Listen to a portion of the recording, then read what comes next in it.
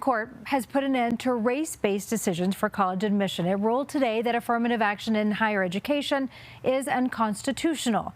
Demonstrators gathered outside the High Court today when the 6-3 ruling was announced. The justices ruled race-conscious admissions programs at Harvard and the University of North Carolina violate the Equal Protection Clause of the 14th Amendment.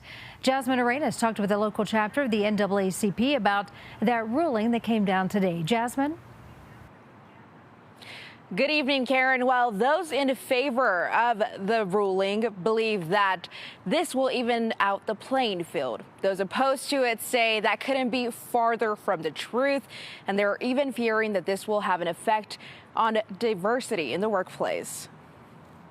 Richard Lewis is the CEO and president of his own company, RTL Networks, an IT company in Colorado. I've seen lots of businesses say that they can't find people of color for various jobs when I've been able to find them. He even launched the RTL Foundation, which is a nonprofit aimed to serve historically underserved communities. We're really focusing on providing and supporting educational opportunities in the areas of entrepreneurship, technology, and history.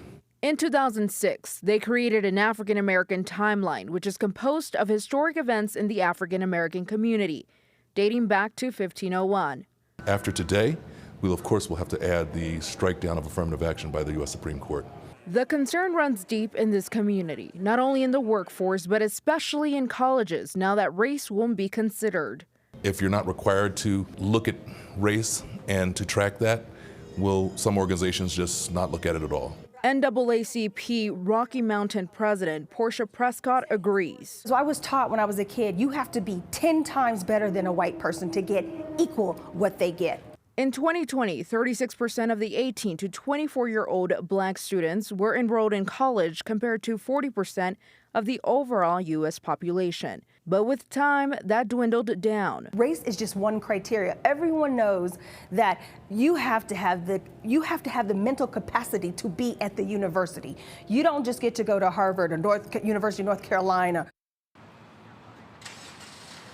Over the 9 years, 9 states had a ban on affirmative action. California was the first to ban affirmative action back in 1996. And UCs in their system have even admitted that this has made it difficult to diverse their student bodies.